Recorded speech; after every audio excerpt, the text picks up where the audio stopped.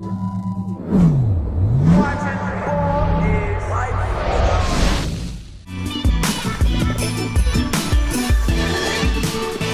everybody to another edition of In the Paint Overtime, where we just go short, quick at it. Ronnie, Ani, and Chelsea here. We talked about in our main episode 167 about valuation misses and why people, giving all the factors of why maybe kids don't make it, why they do. We wanted to talk about the 219 class. Me and Ani just get in there and we kind of wanted to re-rank them. I don't know, Chelsea, what do you think about re-ranking? We see a lot of that in the draft, but have you ever seen anything in terms of re-ranking, like a national player ranking of class? I've seen it before. They do re-rankings all the time. Sometimes these ESPN evaluators and stuff like that.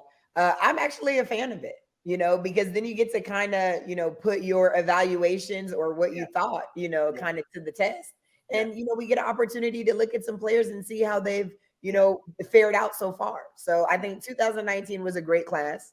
And I think it's good to kind of re-rank this one because now these guys have had 2 to 3 years under their belt. And I'm interested to see what you guys came up with. So, okay. Yeah, for me, I'm not a big fan of re-ranking the NBA draft because it's like coulda, shoulda, woulda. I could have asked out the finest girl in 12th grade and I didn't. You know what I'm saying? Like, well, you could be coulda, woulda, shoulda. Like, that you're getting paid to pick those guys, and you messed up or you didn't get it right. I think it's a little different for the evaluation of the class, meaning a high school class, because so many factors go into it. Guys reclass.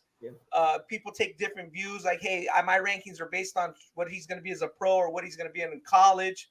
Mm-hmm. Whereas in the NBA, your job is to make that team better. So if you fucked up that pick, you just fucked it up. Like, just I don't know. You can re-rank like, the NBA draft all the time. It just seems like it's content. I get it. It's fun, but I'm not a big fan of it, to be honest with you. So. Chelsea, what do you want us to do here? What is it that you want on this 219 class? What do you want to hear about? Okay, so give me your re-ranking. Give me your top six, maybe even top 7 guys. If you guys were to be drafting in the 2019 class, what would your order be? And we can start with you, Ronnie. Give me your top 6. Just start with the names, and then we'll kind of maybe dive into your thought process. Okay, so this is my ranking of the class. As it should be. In my opinion, again, we'll see. Says I go Anthony Edwards 1. He came down from 220 reclass at the end of 219. Mm-hmm. Melo Ball, if we're including him, again, some people consider him a pro player, played in Australia after 2 years of high school. Yeah. But if he's part of that class, he would be 2. James Wiseman, the big man, went to Memphis 3. 4 would be Jaden McDaniels. Some people thought he was a great prospect, but others had him really low. I would have him 4. My 5th guy would be Tyrese Maxey, baggage claim boy out of Texas, went to Kentucky. Again, nobody ranked him that high, but he would be 5. And again, let's say you take out Edwards and take out Ball, because a lot of people would really be like, Ronnie Ball doesn't count because he's a pro. Then I would go Precious Achiuwa. Okay. He is from Montverde Academy, great defender, length, is a pro. And then Isaiah Stewart, who was our Mr. Basketball USA. I couldn't have him lower than 7th. Isaiah was a hell of a player, just a hell of a physical specimen, and just played so damn hard. I don't think I could drop him very much lower than that. Oh, okay. So let's go back to number 3. Okay. If you have James Wiseman at number 3, is your list based off of what you would just draft over these guys, or based off of their performance thus far? Because when I think of these re-rankings, I think of, we're talking about what these guys have actually done in the league. And James Wiseman has actually done much of nothing because he didn't play and he was traded. So let's hear about it. So, my thing is I'm re-ranking them based on how I think they would be if I'm going to take a shot at them to be a good player. And if I'm a general manager, I'm like, okay, I get it that Anthony Edwards is better and even Melo Ball. So if I was a Golden State Warriors, I would have took Melo Ball at number 2. And then they took Wiseman. So I still think they messed up, but I still think Wiseman's a tantalizing prospect. He's by far he was so much bigger and so much. I thought he was pretty fluid, but he was just had much more size than Precious, more size. And I says, like, you got to take a chance on him. Somebody would have took a chance on him. Again, he's not number one. Some people thought he was number one in that class, but I don't think you could drop him much further. Maybe Ani has a different opinion, but I'm like, if you do, you're just because you're going out based what you exactly know now. But like, I'm still trying to, as a draft person, somebody's like, what you would do. Yeah, like what I would do. I would still consider him pretty high. I just he's too tantalizing. Maybe I'm too into the size. He's a left-hander, and I'm getting fooled. I don't know. That's kind of my point. I don't think you guys really agree with me, but I don't care. Yeah, that James Wiseman for 3 is wild. But I do feel you, like, if you had to re-rank just personally, like, at that time, who I would get, like, James Wiseman's top 3. But, I remember hearing a statement from someone I'm close to. I won't say his name. That it was, it was like Wiseman, Vernon Carey, and Isaiah Stewart. Yeah. They said Isaiah Stewart's probably going to bring it 8 to 9 out of 10 times each year. Vernon Carey's like 6 to 7, and James Wiseman was like 4 to 5. Interesting. And looking at their careers, pretty accurate, right? Like Vernon's probably more prehistoric dinosaur when it compares to NBA. Yeah. James Wiseman, I know there were some yellow to red flags in regards to his motor and want to. Isaiah Stewart obviously doesn't. He has long arms, but does not have the size like the other two guys. Yeah. Right. But because he brings it every game, is the reason that he has a better career. Yeah. So I understand the reason for Wiseman at 3. I think that statement, when I heard it while they were in high school, and I kind of saw Wiseman in high school, and it was like a mixed bag, like from the talent standpoint, obviously, like best in that class. I probably would have gone Isaiah Stewart just because that statement alone from someone that really knew those guys from a deeper level stood out to me while they were in high school. And even, like I get it, but when I heard that statement, that said a lot to me.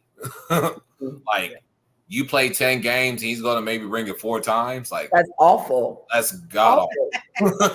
Like, I don't want a player like that. It goes to your point, Ani. You got to do more intel. So on that point, then maybe I'm mesmerized. Oh man, he just has the size and the fluidity. And I'm gonna say, screw it. Like if I'm a GM, I'm gonna say, because people mess up. It happens. Nobody's perfect. So that's kind of why I'd have him. But if I had the number 2 pick at Golden State, I'm taking Melo Ball. So I'm safe anyway because I would have took the right kid. If we had to trade him or package him as a deal, then I'm still getting some assets for the team. But absolutely. For your guys' point, I can see what you guys are saying. There's just a few guys that you're gonna have to take a chance on once in a while. Sometimes you're gonna get it wrong. That is true. Right. And then maybe I didn't talk to Ani's guy. Ani's like Ronnie's an idiot. He didn't. No. Like, it was someone else close to all 3. Yeah. Like, it wasn't something I expected. It wasn't information I expected to get while I was in the blazing hot heat in Vegas. July where they're playing. So, That's fair. Okay, well, Ani, let's hear your re-rank then. So give me your top 6 in order. Number 1's Ann Edwards, and it was mighty interesting. I went to P3, which the NBA teams kind of use them, from a physical standpoint, whatever. And they also said like when they had Anthony Edwards there for like a pre-draft or some pre-draft deal, like he was off the charts. Like they knew he was going to be the best player in that draft just from athletic standpoint, lateral, vertical, all that. So 1 is him. 2, I have Tyrese Maxey. Yes, like people will be like, you have him over LaMelo. I think he's a lot more dependent. Crystal ball. He's a lot more, and this is DFW bias. Maxey, like I know Maxey since he was in middle school, so shout out to Tyrese Maxey. But like I have Maxey too. Just think he's a lot more dependable, especially than LaMelo. LaMelo is to me is a better talent, but maybe him being drafted at Charlotte wasn't the best situation. That's also part of it. From a talent standpoint, I probably have LaMelo over Tyrese, but I've always been so high on Reese because he's always been consistent, even since I've seen this kid at 12 years old. Yeah. And that's why he's just a safe 2. And I think he's even he's went past what people thought he would be in the NBA. And I think there's a lot more to it. Number 4, I have Franz Wagner, but he came from Germany, so like maybe you don't really put him in. But someone that was borderline rookie of the year when he was a rookie, who's going to be like probably the second best player in Orlando this upcoming year, and has been really helpful for them. That's why I have him 4. Number 5, I do have Isaiah Stewart, which I talked about earlier on the deal. Just been really productive. And number 6, I have Jaden McDaniels. I think Jaden has done a good job for Minnesota, especially as a defender. Just a kid with his size and versatility. And I think he averaged like 12 and 5 this past season. So I'll put Jaden there. I think he went to Washington, right? He had a solid college career. But I really like how he's kind of came around. And then I have, Precious. I know we're going to 6, but Precious Achiuwa would be 7, who's doing a really good job at Toronto. Franz Wagner you can put out, and you can bring the other guys up because came from a club in Germany. But I have Maxey over LaMelo because Maxey, to me right now, is more dependable. Dependable for what, Adi? No, he's right. I actually the play. I mean, I'm kind of hearing maybe this is bad sources that Charlotte would be okay trading LaMelo. Wow. He changed fast. And especially of his talent he is. I mean, I could be wrong on that. Like, I'm not saying I got sources like Shams or Woes, but like, I've been hearing more things that could be potential that are yellow to red flags on a situation where Reese doesn't have those things. Yeah, Reese is more of a winner. You're right. Reese is more of a go-getter. Real quick, before we wrap this up, Chelsea is Melo almost like you said, because it's Charlotte.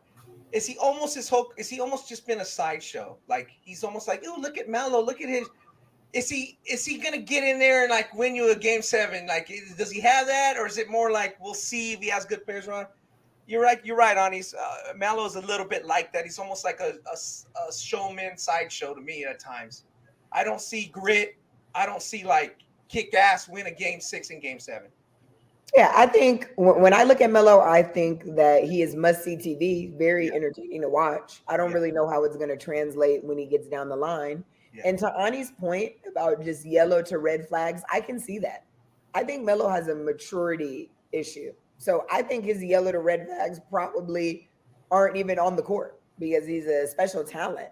Sure. But just, outside factors and stuff like that, I can see a team maybe wanting to kind of move on from that.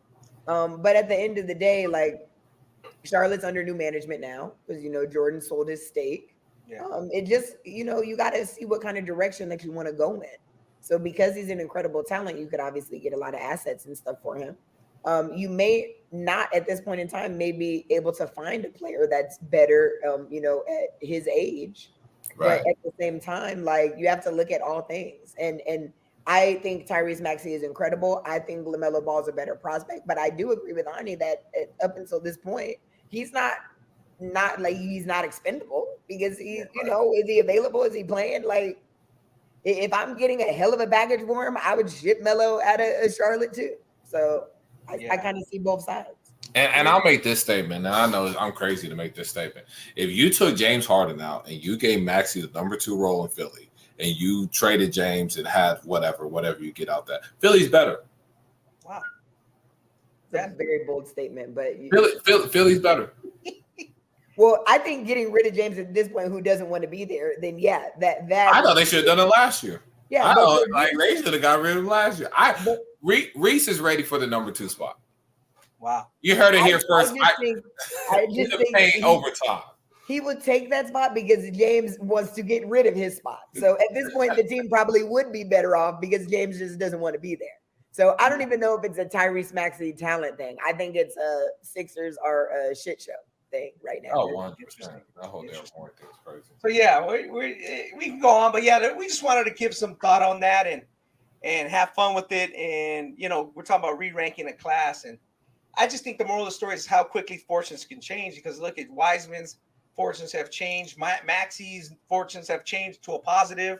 Yeah. Jaden McDaniels, Isaiah Stewart kind of hanging on. Are they going to be long-term players, really good, or just okay? It's very tough. It's just really tough to be an A1 star. And besides Maxey and Ant Edwards, maybe none of these guys are going to be that. Right. We'll see if Melo ever plays for another team. My guess is he one day will play for another team, and then we'll see what he really has. And we won't know till then. So on that note, we'll get out of here. We appreciate everybody listening to the In the Paint Overtime Shorts. We'll have more episodes, fun episodes, and till then, we'll talk to you guys next week.